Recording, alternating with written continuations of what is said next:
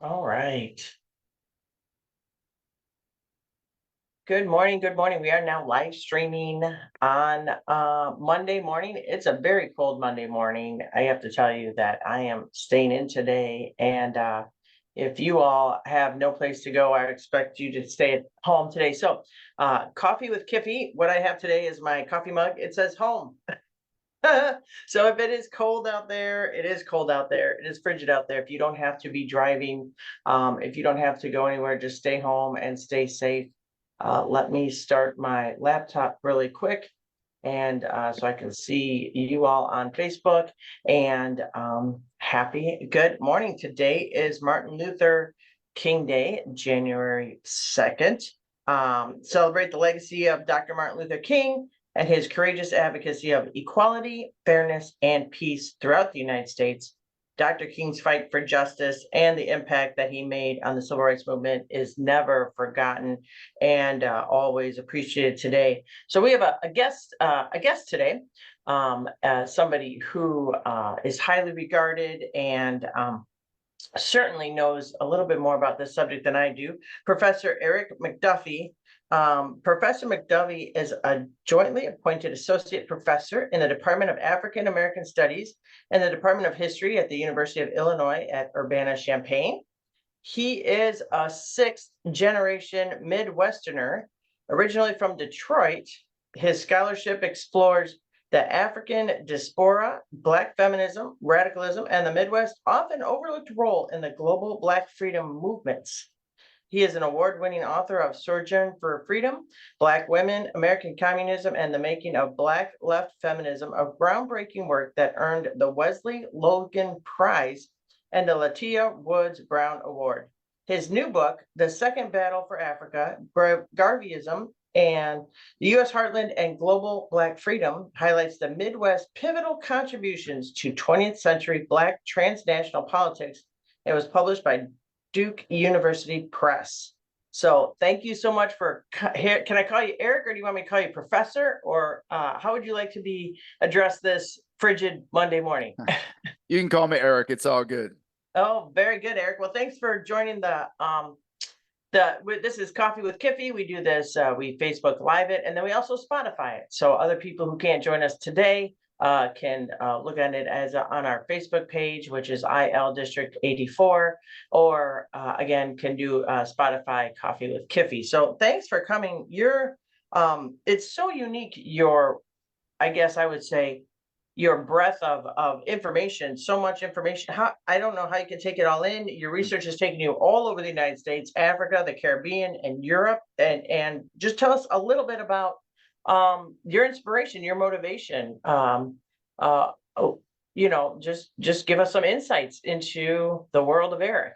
Absolutely. Well, first and foremost, good morning to you, as well as to your constituents. It's a real pleasure being here, and of course, happy Dr. King Day to you as well. Very, very important day.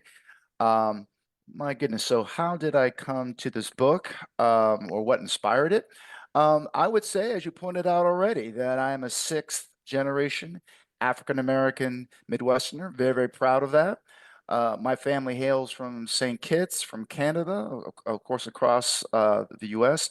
Unfortunately, I don't know exactly where my ancestors came from Africa, but I assume from both West and Central Africa.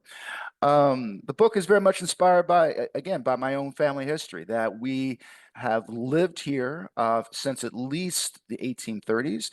And so the book tries to challenge this perception of the Midwest as being this all white, conservative place where Black people, Indigenous people, brown people, Asian people did not live.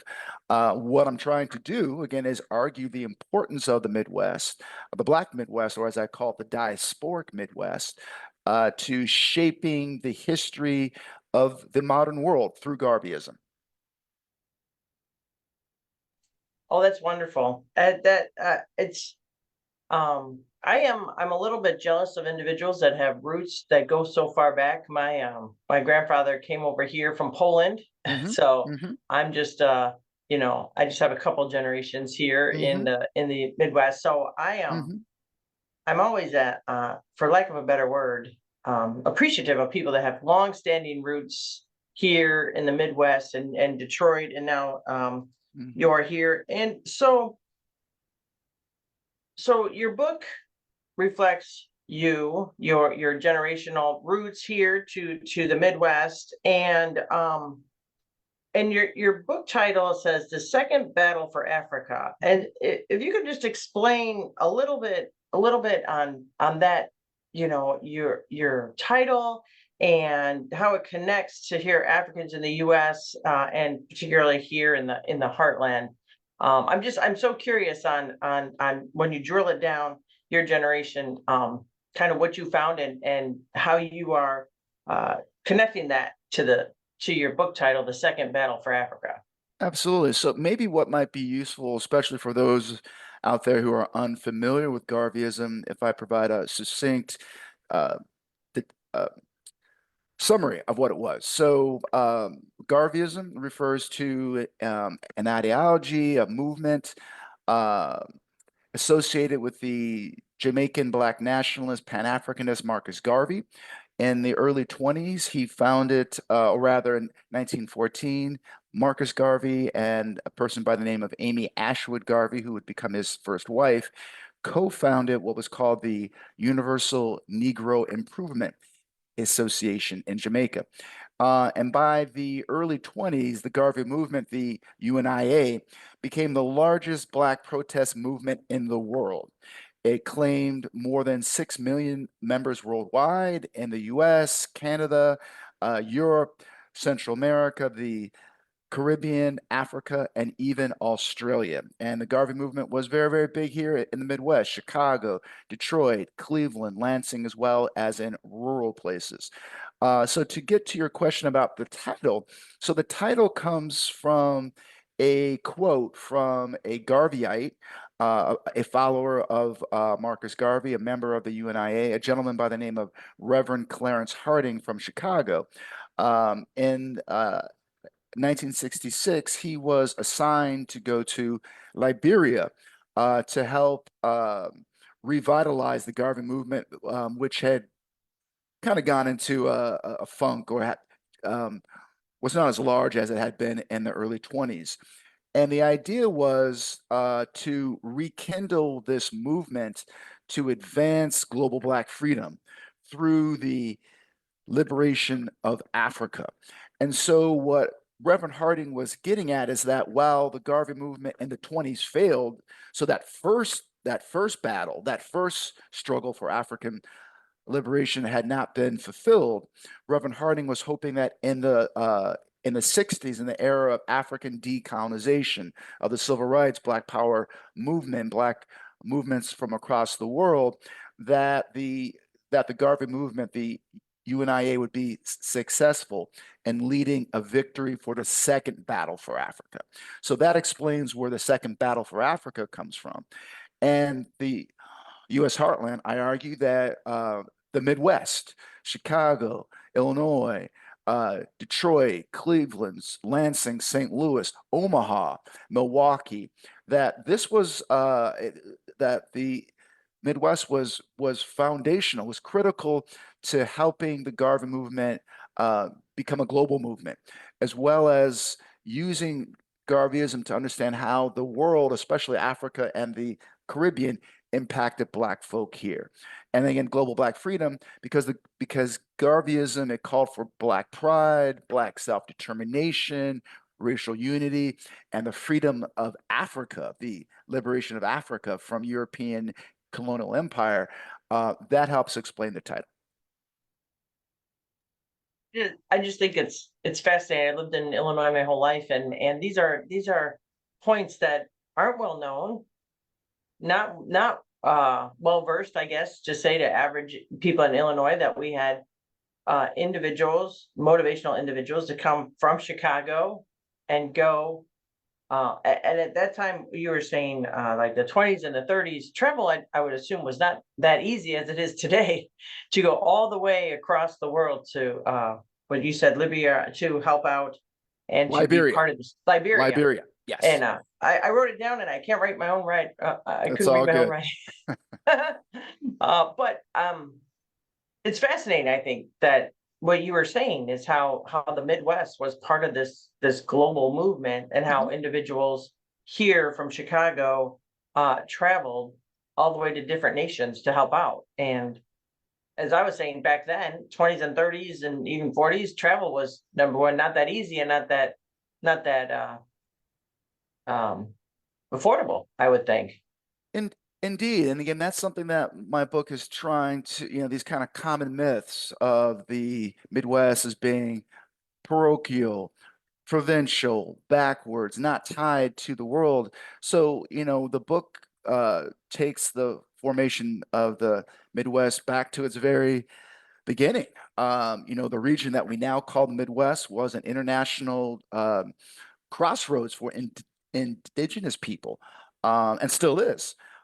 So I begin the book talking about indigenous people as well as the geographic landscape of the region. And then African people began to arrive in what is now the Midwest as early as 1540. So there have been Black people, there have been African descended people in what is now the Midwest going back to the 16th century. And as you probably know, that the founder of Chicago, Jean Pont de Sable, was of Haitian descent. So the first non-native permanent settler of Chicago was a Black man who was married to an indigenous woman. He spoke Potawatomi. He was well respected among both among African descended European and indigenous people. So again, this understanding the global connections and contours of this region, that's something that my new book does. I think that's wonderful, and I appreciate you coming on our Coffee with Kiffy, because I think these nuggets of information that don't get out really stifle perception and reality. And I think in this day and age, we need to keep talking about history and keep talking about really, I would say, Midwestern values. And these values, as you were saying, go back to diversity all the way back to, as you said, 1540 and DuSable. And that's a tidbit I didn't even know either, because I'm out in the suburbs. I Hmm. drive on DuSable. Hmm. But I mean, I'll be the first to admit I haven't even done a deep dive into the history of the naming of that road, and pretty much the significance of it in our history, for lack of a better word. Oh, absolutely. And this is something that I talk a lot about with my students, perhaps some of whom are your constituents, folks from the western suburbs of Chicago. Especially many of the white students are completely oblivious to this history, while many African American, many African descended students know about this history. So it's not like folks don't know about this. It's oftentimes, especially white people, don't know about this stuff when Black folk do. Um, but we talk about in class, the erasure. So why is it that people, especially white folk in Chicago, the Chicago area, don't know that non the first non-native permanent settler of Chicago was Black? So many of the towns up there, Oswego, right, are named after those were names of indigenous towns and villages. So what I get at in my classes, and I guess now we're moving a bit away from the book, but still it's very much part of the book. Again, the erasure of these histories, which is not kind of accidental. It's not a conspiracy per se, but it speaks to how history, as I say in class, isn't so much about the past. It's really about the present and the future. Whoever controls the past, or rather its narrative, can help to shape and help to try to rationalize and justify the current order. I know that's wonderfully spoken. I can't add too much of that, but I agree. I think that having a full concept of history makes you better people today, and makes a better constituency, Hmm. and embracing all the multiple facets of Hmm. history, including as we just said, the state just voted to give the Potawatomi tribe back their land I saw that that. was Yeah, uh, that's huge. that was questionably taken, illegally taken from their tribe, and so we're trying to give it back, make Hmm. amends, and believe it Hmm. or not, in Springfield there is some opposition to that still Oh, to this day. absolutely. Absolutely. Uh, but and then reparations. I know that Yeah. the state museum has a lot of artifacts from our Native American founders that were taken in one way or another that we are repatriating back to the tribes as well. So Hmm. without that fundamental knowledge of history and fundamental Hmm. knowledge of the inequities and the sins of the past, we can try to Hmm. make amends and be better people here in the future. So I think that your book helps to continue this journey of talking about the history of the Midwest, and the Hmm. history of where we stand. As you said, I'm in Oswego, and Hmm. we have Wabansie and Wabansie Community College, Hmm. and these Native American um, towns Hmm. that people don't always realize. And Hmm. I know that over the weekend I went to a Blackhawks game, and they talked now about all the tribal ancestry, which is, I think, a bit of a couple steps from where we were with regard to that. So I think that as a society, we need to keep moving forward, and we need to keep recognizing that acknowledging and learning about history helps us move forward, if I could say. I agree. And also history is uncomfortable, right? The past is uncomfortable. And I think there's a effort to try to sugarcoat the past. And of course, there are multiple examples of some absolutely amazing things, movements, people, ideas. But at the same time, and this is what my book does, it speaks to the Midwest, and in particular, since we're in the state of Illinois, talks about the unique opportunities that Black folks found here in the state of Illinois, and at the same time, the virulent racial oppression that Black folk encountered here, then and now. And you mentioned Black Hawk's War, Black Hawk rather. Black Hawk was Sauk. He was an indigenous person who was fighting to protect his people and land from the invasion of settlers. And of course, the Sauk lost, and now today there's a hockey team. It's called. I mean, it's complicated. It's messy. It's again, it's uncomfortable, and I would argue that we as a society, in terms of this state and beyond, haven't really recognized or acknowledged this, and two, above all, to somehow, as you pointed out, repaired, right? Repair the past, because the past is not in the past. It's indeed quite present. Absolutely. And we should do our best not to repeat um the past, and That's move the forward. yes, yes. Unfortunately, it seems that sometimes when we move forward we tend to move back, and then we Yep. move forward, and then we move back. um you probably are aware, and maybe folks on this Facebook Live or the Spotify might not aware, but Congress just recognized the Springfield riots Yep. down there in Yep. Springfield, and Mm, again starting to acknowledge and for what it's worth, recognize the sins of the past, and the things that were just horrific in the past, and mhm. taking note of that. So Absolutely. Congresswoman Nikki Basinski led that initiative in the House, and so we appreciate what she does too. One of the things that your book highlights is kind of the role of women Yes, in definitely. this, and I bring this up. We focus on Dr. Martin Luther King, all that he's done, and all that motivation, but there is also a component for women and women in Absolutely. these movements. And could you just share a little bit about their relevance? And I don't mean that in a small way, but I think they have a huge relevance in the contributions that are attributed to your book. Absolutely, absolutely. Well, again, I got to give a shout out to my mom and my grandmother and great grandmothers and aunts, and for just being amazing Black women who helped to rear me and help me to become aware of a much larger world.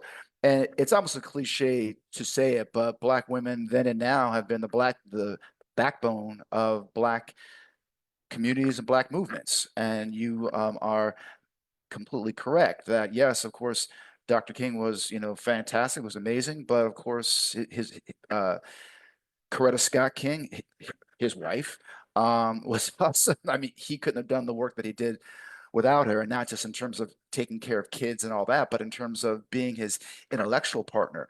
In my book, both books, but in the new book on Garveyism in the Midwest, yes, I very much focus on the centrality of women, gender and sexualities to shaping, structuring relations of power, articulations of power and freedom in the Garvey movement. A key subject was or is Louise Little, who is best known as the mother of Malcolm X. She was from the Caribbean island of Grenada. She left the island during World War One, came to Canada in 1917, where she joined the Garvey movement in Montreal, where she married her African American husband Earl Little. The Little family came down to Philadelphia. Then they moved out to Omaha, Nebraska, where they had brother Malcolm X. Of course, this year marks the 100th centennial of his birth. And of course, Brother Malcolm was a Midwesterner, right? He was born in Omaha, raised in Lansing. But so often when we talk about Malcolm X, we might talk about his father being a hardcore Garveyite and then frame his mother as being, great mom or great wife, blah, blah, blah, blah. No, his mom was absolutely brilliant. She spoke multiple languages, French, patois, English. She was a journalist. She was an officer in the UNIA. And we would not have had a Malcolm X had we not had Louise Little, and not simply because she was his mother, but she helped to cultivate the kind of Black internationalist, Black radical, Black nationalist politics that Brother Malcolm would embrace throughout his life. In my book, I focus on countless women who not only struggled against racism and sexism outside of the movement, but also struggled at times with Black men inside the Garvey movement and other Black nationalist formations that the Garvey movement inspired. And going back to a question that you that or part of the conversation that we had earlier, that the book not only looks at the UNIA, but it looks at a number of spin-offs that came out of the UNIA or that were inspired by the UNIA. So the Nation of Islam, More Science, the Black Arts Movement, so Malcolm X College in Chicago, the Rastafari of Jamaica. I mean, I don't focus a lot on the Rastafari per se, but it's important to note how Garveyism was critical to inspiring the civil rights Black Power movement, was critical to inspiring various Black religious formations, Black Jews, Muslims, mainstream Christian churches, African decolonization, Caribbean decolonization movements. So, oh yeah, so you cannot talk about the 20th century Black world without talking about Garvey and Garveyism. And again, the Midwest. The Midwest was critical to helping the Garvey movement become the powerful agent of change that it was. I'm just overwhelmed a little bit. That is a lot to take in, and a lot that I think individuals don't recognize, or they don't or they never learned about all these different intersections worldwide. Worldwide, everybody seems to be, not everybody, but many individuals seems to be US centric. US centric, which I get that. This is where we live, this is where we're US centric, but to bring that multi-global perspective, the Caribbean and all the different aspects that you talked about, and to link them all in one way, shape, or form to the Midwest, Yes. I think is pretty incredible, to be quite honest. Oh, thank you. Thank you. Well, and again, it's really all credit to the Garvey movement and, and to everyday Black folks. And you were, asked about, this kind of internationalism. How did it happen? Well, again, Black folks have always been aware of global events. And this is the way in which history, as you said, are kind of US focused view of history. And again, many countries, have a kind of, they understand history narrowly through their own national boundaries. But in terms of real history, that's not how things have ever operated for anyone. But the Garvey movement had a newspaper called the Negro World. It was published in the U.S., but it circulated globally. It was published not only in English, but had French and Spanish and Portuguese pages. So folks who were in say in Cuba or in Puerto Rico or Panama, who didn't read English could read the Garvey newspaper. And keep in mind too that the U.S. And I think it's quite appropriate that yes, today is Dr. King Day, but just yesterday, President Biden posthumously pardoned Garvey. J. Edgar Hoover, who of course went after Dr. King and went after Malcolm X, Hoover's first big takedown was Garvey, right? That the US government targeted Garvey because he was leading and building a mass black movement that was challenging racism and lynching, a segregation, that was calling for global black freedom, that scared the heck out of the US government, as well as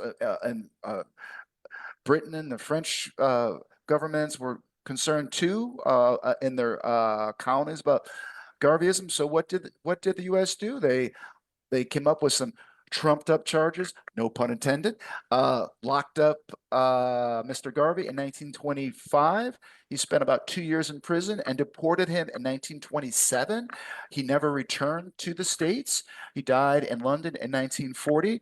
And I think again, everything that's going on, these the calls, and yes, State Representative Kifowit, I'm going there. These calls for mass deportations of people. In some ways, we can see all of these dangerous lessons with what happened to Garvey and the Garvey movement during the Second World War. The U.S. government locked up countless members of the Nation of Islam because they refused to fight in World War II. But these folks were targeted because they were black, because they're Muslim, because they're working class, because they challenge racism. So again, the past has so much to teach us now. Oh, it does. It does. And as I said before, it's almost it almost stretches your concept where you sit there and you think, weren't we just here how many decades ago? Yes. How are we Yes. back to where we're at Yes.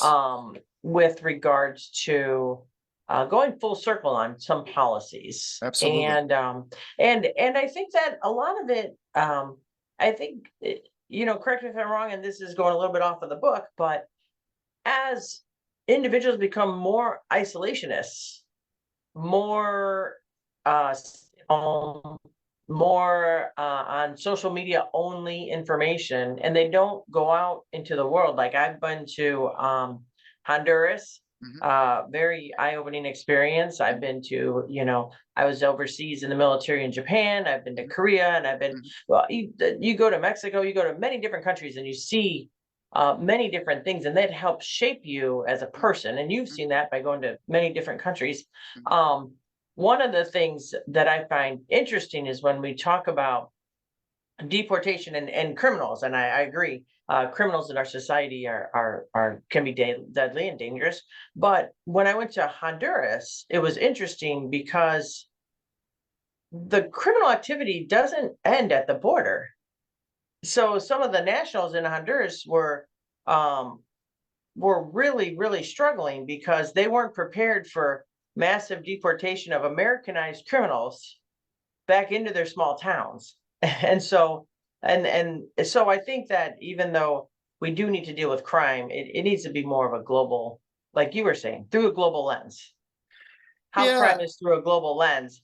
And deportation sounds great, but it's not always the solution. We need to work within the confines of how it affects the world we live in here in the United States, the world people live in other countries, and how our actions affect other countries, which is a little bit of the going back to your book is how our actions here in the Midwest did affect other countries, did try to create change, positive change in other countries, identifying how we are a global, even back then, again, it's incredible to me in the 20s and the 30s, globalism was quite profound, even today. That's yeah. I guess how I would put it is that, we're taught that, um, to use a phrase that you used, the sins of the past somehow, ended around the 1960s or something like that. That, yeah, there was still kind of residual effects, but basically the world has changed significantly over the last 40 or 50 years. And tying this back to the Garvey movement, and again, it's important to keep in mind that Garveyism was a byproduct of centuries of Black struggle against racism, slavery, colonialism, imperialism, forces that started in the 14th, 15th, 16th centuries, really gained traction in the 17th century um, and onward. And what I try to impress upon my students is that those systems of oppression and struggles against them have not been completed. So we are still dealing with centuries. So when we think about the impact of slavery, the enslavement of African peoples, which was foundational to the making of the modern world, slavery made the US, Britain, France rich. It helped to make Africa poor. The conquest of indigenous people. And again, thinking about this state in particular, we are still very much dealing with all of these issues. Um, and how do we best, what is the best solution to them? And again, this is Dr. King Day. So I guess, you know, what, what to me, I think is most powerful. I mean, there's so many things about Dr. King and what he said. And Dr. King, is, as I so often say, has been sanitized, commodified, and just uh, his his his radical, transformative vision for a better world has been erased. He talked about the triple evils of poverty, racism, and militarism. He talked about that it's not a struggle about violence and nonviolence. It's a struggle about nonviolence and non-existence. And I think we are at a point in human history, I dare say, where we have to find uh, real humanistic solutions to incredibly complex problems. And I'm only talking, this is my view here, of course, but it seems to me that, again, mass incarceration, mass deportations, war, that is not going to solve our problems. Um, and we need, I think, a global reset, as the Prime Minister of Barbados, Mia Motley, said. We need a reset on peace, a reset on just how the world does things. Given what's happening out here, no, we cannot continue on this path. And again, here's why I think my book and more broadly, Black history, African American studies, ethnic studies, gender and women's studies, why these fields are so important, because they ask tough questions. I don't have all the answers. This is what I say to my students. I don't have all the answers. I would be a fool. I'd be incredibly arrogant to think that I did. But I think it's about asking tough questions. And that's what I think that's what I hope my book helps to do. So yeah. No, I think that's wonderful, and you're right. I think the main thing that we need to do is stimulate curiosity and stimulate individual thought, and look at these different aspects in life, and agree to disagree or agree to acknowledge the other person's point of view, and agree to really what is the fact of our history, and Mhm. there are larger bullet points. We can talk about redlining, we can talk about Mhm. financial struggles, Yep. We can talk about, from gender roles, how Hmm. women couldn't own houses up until a couple decades ago, and Hmm. and access to all sorts of things that make people successful.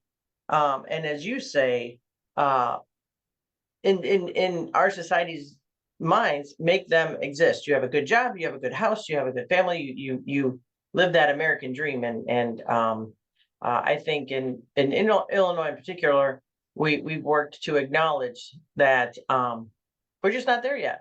We're No. just not there yet, and there's a lot more work to be done. And as you said, and I wish a lot more people would understand that these problems are multifaceted, complex, long-term planning, and individuals want a short snippet, a quick answer Hmm. that's digestible and easy to Hmm. understand. And Hmm. that's just not how life is, to No, it's be not. quite honest. And in our role in government, we work quite hard to try to counter those narratives. And now with attention spans being shortened, and Hmm. Hmm. everybody now, I'm older, I don't know how old you are, but I'm past that 50 mark, but I still appreciate reading articles, and I find it harder and harder because now everything is in video form and reels, and really sitting down and digesting information that's so important to us as a community, so important to us as a well versed, and just really a community that acknowledges differences. It's getting pretty difficult. So in today's world, we're talking about opportunities and oppression, and how do you view um, reaching out and trying to connect with in today's world? It just seems like these messages are going to, and as you mentioned, they're getting diluted. And it just seems to me that in the world of algorithms and, for lack of a better word, bubbles, how do you view this important work that you've done, breaking through those bubbles, those algorithms, those making the difference that we need to be made through the important research that you've done in your books? Gotcha. Well, again, I don't want to focus too much on myself, and I really want to again emphasize that, again, I am in African American studies, a scholar of African American studies, and our motto is academic excellence, social responsibility. Academic excellence, social responsibility.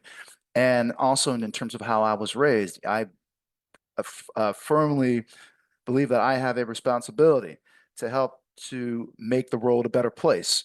Um, and to your question, and I too am over 50, so I hear you. I know exactly what you're saying. Going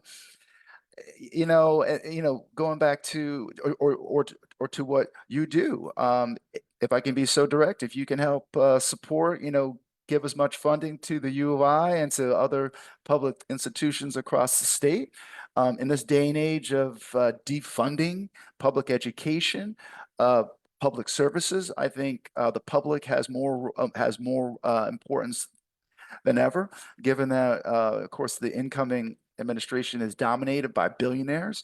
That's not to say that the Democrats didn't have their big time donors, but but still, I think there's something at work here. Um, the importance of knowledge production, again, and acknowledging the past. And I think you put it very well that these problems that we are dealing with are not issues that are going to be resolved quickly, easily, and that will involve a deep understanding of history. So again, issues around genocide, apartheid, the conflict that we're seeing in the Middle East, how that's impacting college campuses across the country. We got to have, again, we need to have tough, critical conversations. They might be uncomfortable, but again, the past is uncomfortable. The present is uncomfortable. We have to have it. And hopefully that we'll have the backing of people like you, My our, I should say, fantastic state representative Carol Ammons, down here in Champaign-Urbana. She's absolutely fantastic. A huge shout out to Sister Carol and the work that she's done. So yeah, no, I think, so the world that I would like to see, I think we are on the same page on a lot of issues. The world that we'd like to, the future world that we would like to see, we aren't going to see it. I don't know if you have children or not, but my children, and if they have children, they probably won't see that world. But this is what the Black struggle has always been about. It's been about imagining another world is possible. We may not see it, but there, and again, thinking about today's Dr. King Day, uh, again, this is more than about a day of service. This is about speaking out against injustices wherever they are, locally, regionally, nationally, globally, and trying to advance human rights, racial justice, peace, humanity, sanity in a world that, in my view right now, is incredibly insane. It is certainly a world I never thought in my childhood to see. When you and it's unfortunate, and we all pray that it hopefully I hope in my lifetime we see a little bit of better days than we do today. Uh, Indeed. yes, and of course going back to history, certainly um, we know that when things get bad, people work to make them better. So hopefully this might spur some activism that we haven't seen in a while. Not just people marching, but actually true what I view off the camera activism. Hmm. People really working together to try to get things better. And we're seeing that here in Illinois, folks are coming together. We've seen articles, as you mentioned, about the deportation, and articles in the newspaper focusing on families. And these are people, these are Hmm. individuals, these are loved These are ones, human beings. That's right. human beings. Yes. And the biggest injustice, not the biggest injustice, but I think one of the horrible things is when we reduce human beings into inanimate objects. Hmm. And we all have families, we all have loved ones. Hmm.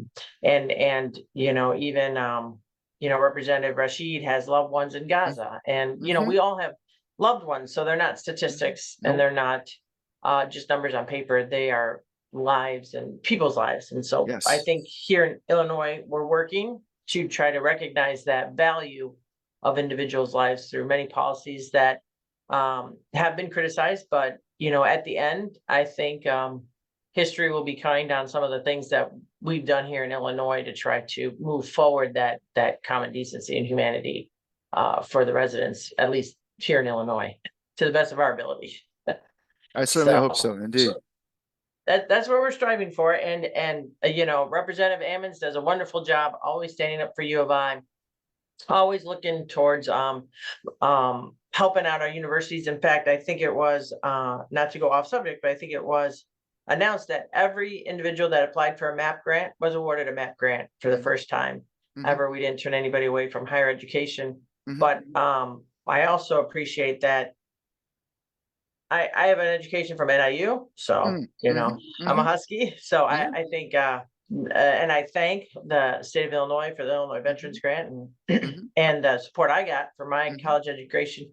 But I do always hope that even if those that don't think college is a fit for them, I always want to hope and pray that we create individuals that are at least curious and want Hmm. to be knowledgeable, Hmm. and want to be lifelong learners inside or outside our university system, makes a better community overall. I couldn't agree more. And going back to Garveyism, I mean, most of these folks were not college edu college educated people. These were working class people, poor people, who were brilliant. And as I often say in class, don't think that, or as I say, I might get myself in trouble. Some of the dumbest folks I've ever met have PhDs. So don't think, going to college or having a PhD makes you smart. The Garvey movement was about, yes, again, about fighting against racism, colonialism, imperialism, for Black women's rights, but also about knowledge, reading, learning, self-improvement, self-transformation. And so I couldn't agree more that we need to create a society where knowledge is truly valued. Global knowledge, skills, what have you. Because I think if we were at one level, if we were better informed, we might not go down the roads that we are going down, and not just in this country, but globally. It does seem to be a global movement to eschew really putting forth the effort of knowledge and then just believing whatever's spoon fed to people. It really does seem to be worldwide, but I'm sure that's a huge topic for a whole nother day and a whole nother format potentially. Um, any last words or anything you want to talk about? Oh my. We talked about a lot. This was a great segment. I really appreciate you taking the time out on Martin Luther King Day. But as we wind down this segment, anything you want to share that we didn't cover, or any final words on Martin Luther King Day that you want to leave those that are participating today on our Facebook Live, or those that will listen later on in the day on our Spotify? Sure, yes. I would say about Dr. King, again, how he's been simplified, commodified, and sanitized. That we don't talk about Dr. King's opposition to the Vietnam War, his efforts to empower working class people through the Poor People's Movement. And those politics that he embraced, again, his opposition to the war in Vietnam, that's what really got him killed. And I think we need to, for me, and again, this is what I try to impart in all my classes, asking tough, critical questions. I don't have the answers, but the past does provide so many answers or pathways for trying, for one, figuring out how we got to this current moment and trying to create a better world. Because it seems to me right now we are not in a good place, from climate change to, as you mentioned earlier, Gaza, to unrest across Africa, Haiti, fears of mass deportations in this country, those wildfires in Los Angeles. This this is this is nuts, and we cannot continue. And as Dr. King said, it's not a question between violence and nonviolence. It's a question about nonviolence, non-existence. It's about peace and justice, or fascism and misery. So I think we are at a historical conjunction, which frankly I'm not sure where it's going to go. I remain hopeful. I want to be hopeful, but we've got a lot of tough work to do. We do. And asking those tough questions from anybody, from your neighbor to your friend to folks like me in government to folks in Congress. I know that the individuals that I always tell my daughter and my son, I have a daughter and a son, I said inaction is an action in and of itself. Those that do nothing is creating action, even if they feel like they're not. So inaction is an action in and of itself. And so individuals, I think we should all strive to do better. We should all strive to make sure that that the world we leave is better than the world we came in, and certainly recognize humanity and respect everybody, our fellow individuals that we share this world with. I So, couldn't agree more. I couldn't agree well, more. well, thank you, sir. Thank you Thank for you. joining us. I'm going to give just a brief Springfield update so you can stay on, or you and the other participants on the Zoom can jump off. It's perfectly up to you. And we're just going to give a little bit of a week ahead what to expect next week when we go back to Springfield. The 101st General Assembly has started. So thank you again, sir. Appreciate Thank you it. very much, man. You Thank take you. care. Thank you. You too. All right. Thank you so much. That was a wonderful discussion to have with regards to Martin Luther King Day and treating everybody with respect and dignity. And thank you all for joining us. I see Roger on the Facebook. Good morning, Roger, on this important day. And thank you for joining us. So what we're going to talk about today, a couple other things. January 18th was Gourmet Coffee Day, and today it's Martin Luther King Day, but it's also National Coffee Break Day. Take it for what it's worth.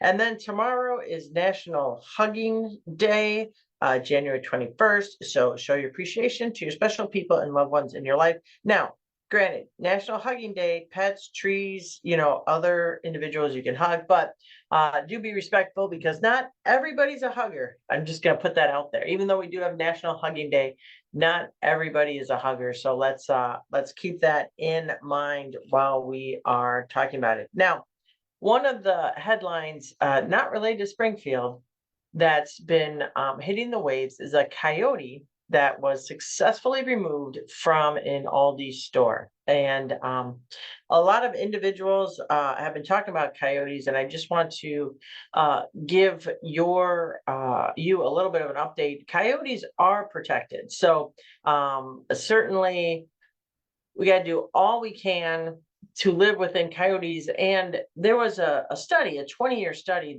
that took some coyotes from a city establishment, put them in a rural establishment, they tracked them, and they realized that they came back to city life. So there are urban coyotes. And why are there urban coyotes? Well, just like any other animal out there, they are always looking for food and a place to survive. And in the cities, there are quite a lot of opportunities for food and survival. So be on the lookout for coyotes. And coyotes are wild animals. If you have small dogs, just always be aware that they are in the area. I know in my neighborhood, there's been a couple coyote sightings. There's been a group of them in some of the plowed farm fields. So you need to do your research, look at the behaviors of coyote.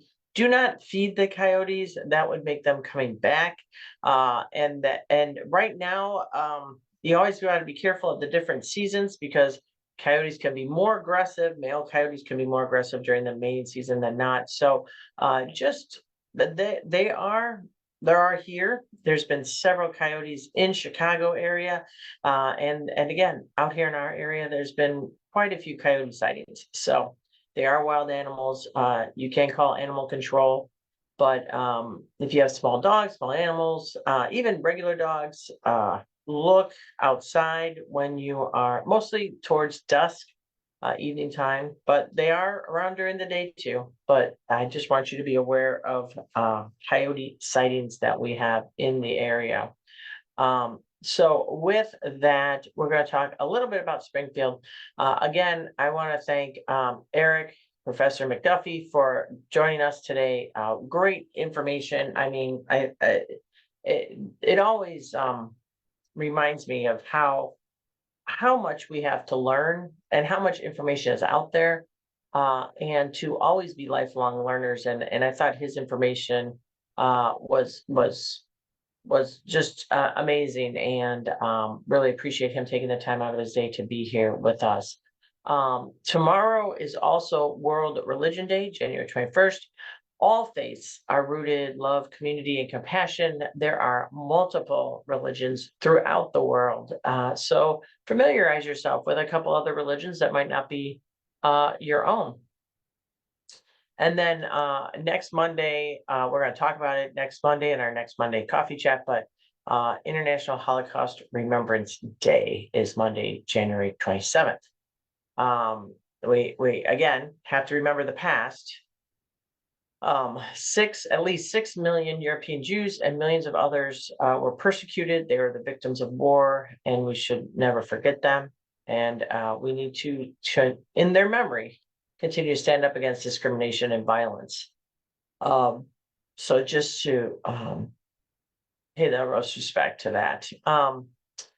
Speaking of that, the Israel-Hamas ceasefire deal. So on Wednesday, January 15th, it looks like there is a ceasefire and a releases of hostages. It has been individuals have been in captivity sometimes for more than 15 months.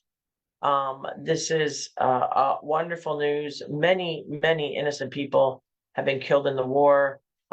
Thinking about the families here, such as said, Representative Rashid had and lost family members in Gaza.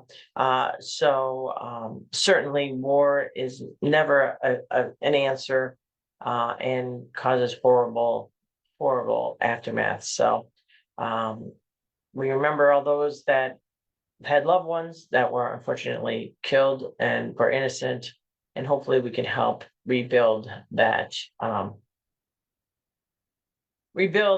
and help that area of the world. So turning to a little bit on Springfield, next week starts we did start the 104th General Assembly on a couple weeks ago. We were all sworn in, and now we're going to start our work. So we have our filing deadlines, and I've talked about this before, filing deadlines. So right now we're working at filing, getting drafted and filing legislation. Now you think, oh, just write a memo, it could be a law. It has to go through a formal process of actually writing it into Springfield legislative language, for what it's worth. The individuals of our Legislative Research Bureau, they go through, and if I say, we would like to see a law that changes a date, for a second, that our Legislative Research Bureau goes through all the different statutes in the state of Illinois to find out where this date is referred to and where it needs to be changed. So we've talked about this before. That's why sometimes bills could be hundreds and hundreds of pages long. It's not necessarily that the actual language is 100 pages long. It's that it is different sections of our laws that pertain to the same change. In this case, in this example, a date. So it could be a couple 100 pages long, but it just will be segmenting out where that change needs to make and in what statute and in what part of our laws. So keep that in mind. Session starts on Tuesday, January 28th. So we will be going down to Springfield. So we don't really have our committees yet. I think new committees are going to be coming down. But we were giving chairmanships. So I am continuing to chair a pensions committee, but what happened was I had chaired pensions committee, one committee, pensions and personnel, one committee. It's always been one committee.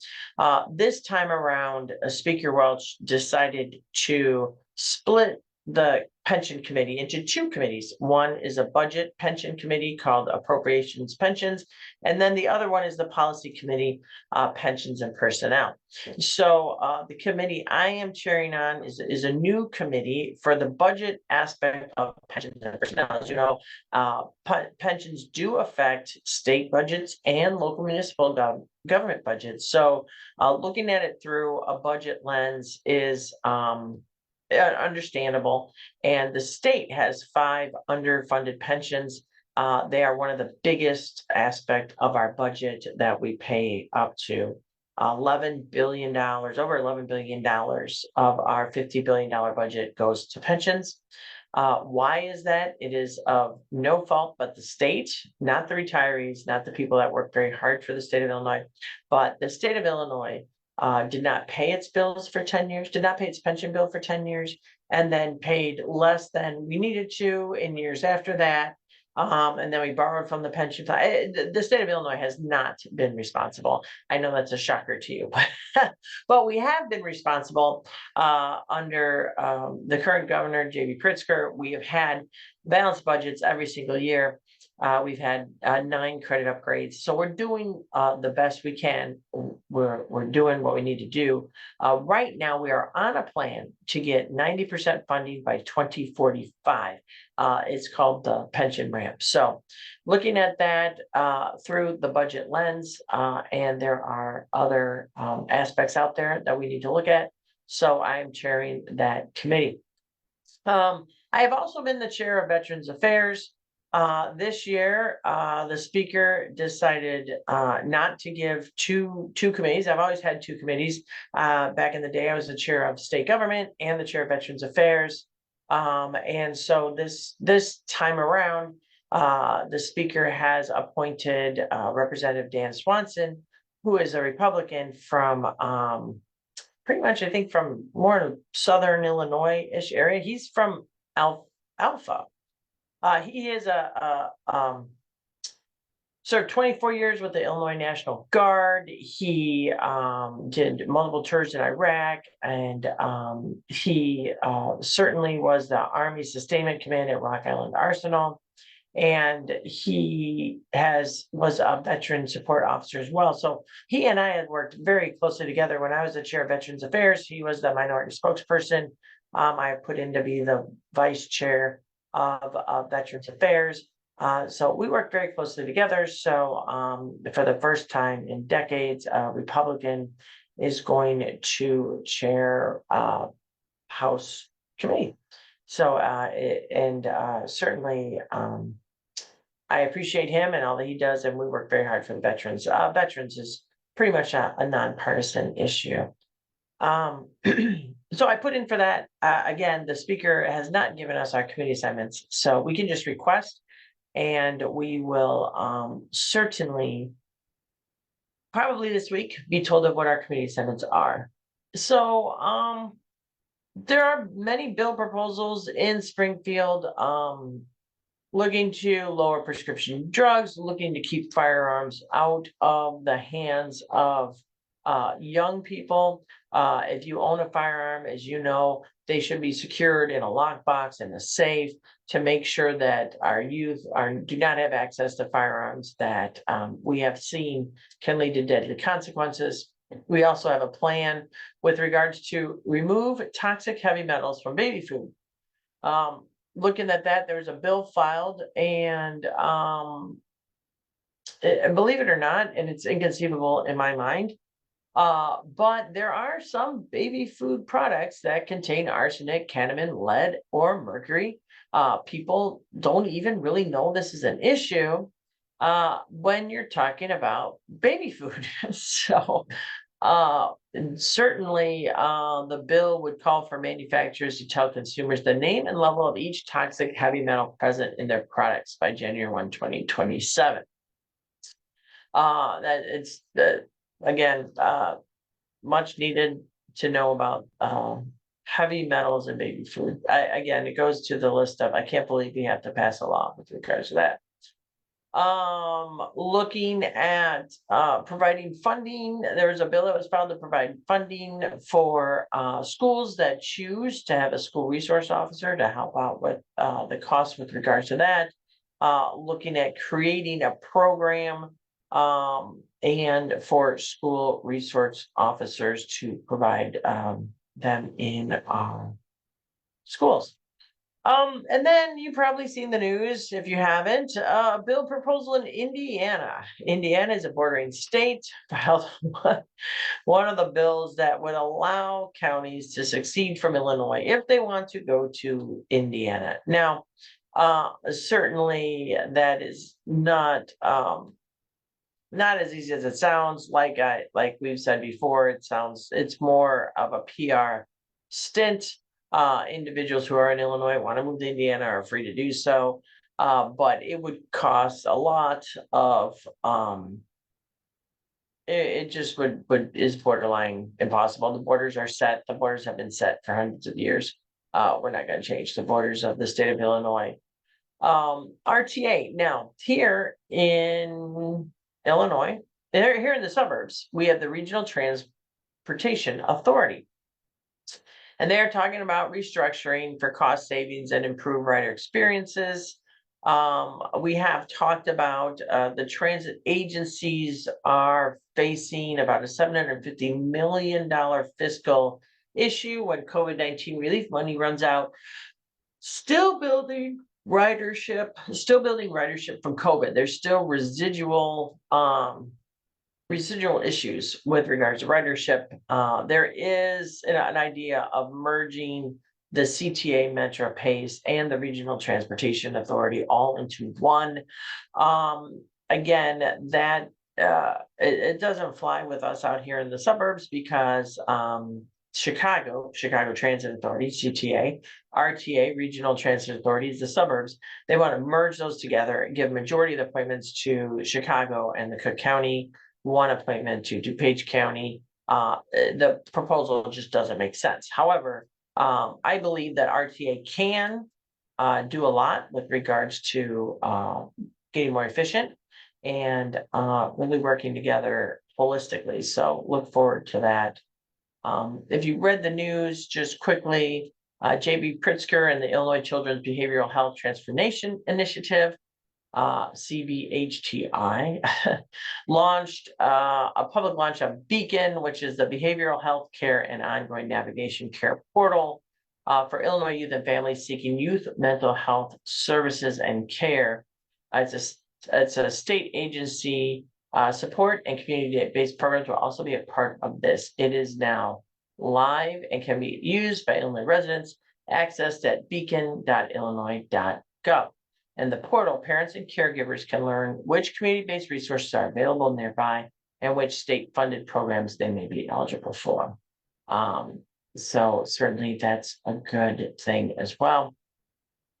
From the Illinois State Police, one of the reports that come across my desk is interstate shootings has decreased for the third year in a row. At a high mark in 2021, there were 310 shootings on interstates. In 2024, they came down to 89. So certainly patrol enforcement, special programs, illegal firearm seize, and the like. Our Illinois State Troopers are doing a great job. They've also deployed the use of license plate readers, and they say that has been a game changer in identifying and tracking those committing the crime, as well as reducing crashes. So they use these air ops that help track vehicles and individuals fleeing from officers, reduce the risk of high-speed pursuit that can result in fatal crashes. So they not only assist in apprehending the individuals in real time as the crime occur, like a vehicle hijacking, but also during investigations. So certainly they are fighting crime to get reduce fatalities, reduce shootings, confiscating illegal drugs and guns off the streets and preventing fatal crashes. So if you did not sign up for the Get Covered Illinois Health Insurance Marketplace, it is too late. It closed January 15th. Coverage for consumers who enroll by the deadline on January 15th will begin on February 1st. Now, what if you missed it? You can still enroll if you have a qualifying life event, including losing a job, getting married, having a child, adopting a child, or moving. So you could still do it if you missed the January 15th deadline if you have these qualifying life events. For more information, you can go to getcoveredillinois.gov. And then 2025 income tax season, eligible taxpayers will be able to use free direct file tax option on January 27th. So I don't know how the program is going to work. The Illinois Department of Revenue just announced that they will begin accepting federal income tax returns. You go to directfile.irs.gov for eligibility, and they will connect taxpayers to Illinois Free State Income Tax Filing System, My Tax Illinois. I have done My Tax Illinois quite a bit. It works quite well. However, sometimes you can put in a wrong number, and I have done that too. So just be careful when you're doing your own taxes. Make sure that you know what you are doing, and make sure you take your time and do not do it last minute. So you can fill out the form IL 1040 through My Tax Illinois. You can also make payments, check the status of your refunds, look up PINs, and when necessary, amounts reported on forms 1099-G.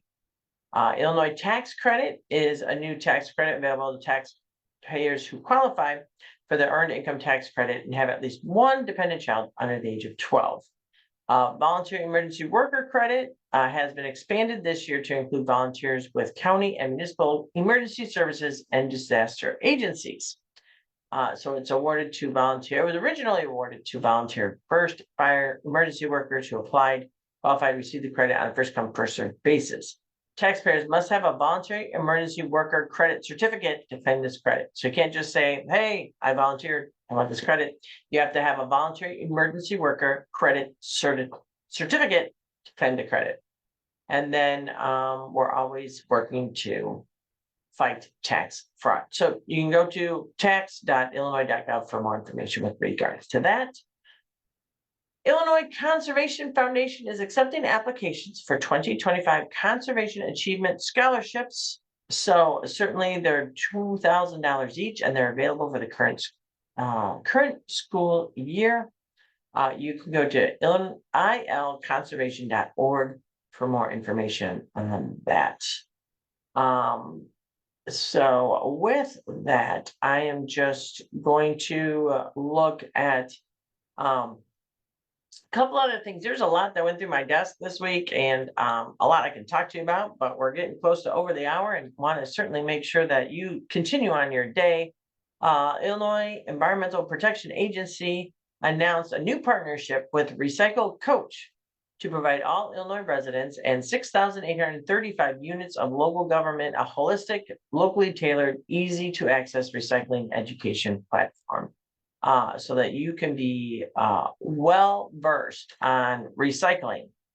Through Recycle Coach, active onboarding is already underway in 6 Illinois counties: Cook, DuPage, Lake, Will, Kane, and Tazewell. So of the counties that I represent, DuPage, Will, and Kane, they are part of that already underway communities. So once all communities in the 6 counties are live, they represent 63% of Illinois' population reached with Recycle Coach. So local governments can request an onboarding meeting by emailing successgroup@recyclecoach.com. You can go online to recyclecoach.com and get more information on that. We talked a little bit about the Supreme Court's report from, I believe, last week. Illinois has legal deserts and a real need for legal lawyers representation outside of Cook County, which has more lawyers than the entire nation of Japan. In 35 counties, there are fewer than 10 practitioners, and 13 counties have less than 5 practitioners. Some counties only have a circuit judge, a state's attorney, and 1 part-time public defender. Litigants are left representing themselves in a variety of legal disputes ranging from contract to tort cases to family law. So working to reduce the barriers for meaningful access to court justice. So we're working with the Supreme Court with regards to that. Finally, there's a lot more, but I'm going to leave you with this. More than 4,800 entries for the Illinois State Flag Redesign Contest. I already talked about this. You can vote your choice through February 14th. After the vote totals will be submitted to the General Assembly, ilsos.gov/state flag. So pretty much we're going to leave you with that. If you haven't voted for the state flag, you can vote for the existing state flag. It is something for the residents of Illinois to be a part of and to see what kind of flag we want going forward. So with that, it is cold outside. There are warming centers around. If you're are in need of heat, warming centers. If you know anybody who are in need of heat, you're in warming centers.